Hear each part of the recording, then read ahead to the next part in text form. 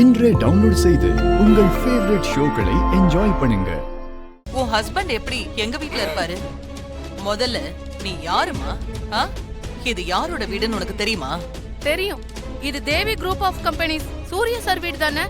Correct. இது எங்க மாப்பிள்ள சூர்யா வீடு தான். சூர்யா சாரோட ஃப்ரெண்ட் மான்சிங் தான் என்னோட ஹஸ்பண்ட். என்னது, மான்சிங் உன்னுடைய ஹஸ்பண்டா? ஆமா, மான்சிங் என்னோட ஹஸ்பண்ட் தான். அவர் இங்க தான் இருக்காரு. அத கேள்விப்பட்டு தான் அவரை தேடி நான் இங்க வந்திருக்கேன். ஏதோ தப்பா இருக்கே. சிங்க கெட்டப்ல இருக்கிறது சூர்யா தான்னு மாயாக்கு தெரிஞ்சிருக்குமோ? மான்சிங் வேஷத்தை கலைக்கிறதுக்காக தான் இப்படி ஒரு ஏற்பாடு பண்ணிருக்காங்கன்னு நினைக்கிறேன். என் ஹஸ்பண்ட் மான்சிங் இங்க தான் இருக்காரு. அவரை நான் பார்க்கணும். எனக்கு நியாயம் கிடைச்சே ஆகணும். எங்க இருக்காரு அவரு? ஹலோ ஹலோ, கொஞ்சம் இருங்க. ஹலோ ஹலோ, கொஞ்சம் நில்லுங்க நில்லுங்க. இதராவோ, நாம என்ன நடக்குதுன்னு மட்டும் வேடிக்கை பார்க்கலாம். நீ வா. மான்சிங்,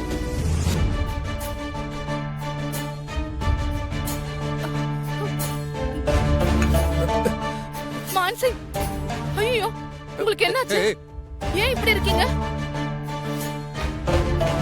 உயிருக்கு உயிரான என்ன விட்டுட்டு இங்க வந்து என்ன பண்ணிட்டு இருக்கீங்க? இது என்னங்க நியாயம்? வாங்க நம்ம வீட்டுக்கு போலாம். யார் நீ? என்ன பேசிட்டு இருக்க? என்னங்க நீங்க கல்யாணம் ஆன கையோட டெல்லிக்கு போயிட்டீங்க. இப்பதான் சென்னைக்கு வந்திருக்கீங்க. வந்த நீங்க தாலி கட்டின ஒய்ஃப் என்ன பார்க்காம உங்க ஃப்ரெண்ட் வீட்ல வந்து உட்கார்ந்துட்டு இருக்கீங்க. நல்லா பெர்ஃபார்ம் பண்ணுது. அது இந்த பொண்ணு யாருன்னு எனக்கு தெரியாது. இவளுக்கும் எனக்கும் எந்த சம்பந்தமும் இல்ல.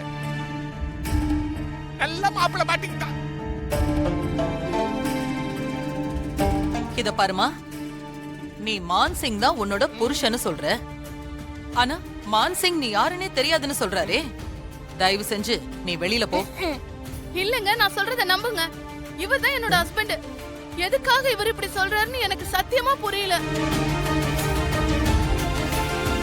இத பாரு, மான்சிங் என் புள்ள சூர்யாவோட ஃப்ரெண்ட்.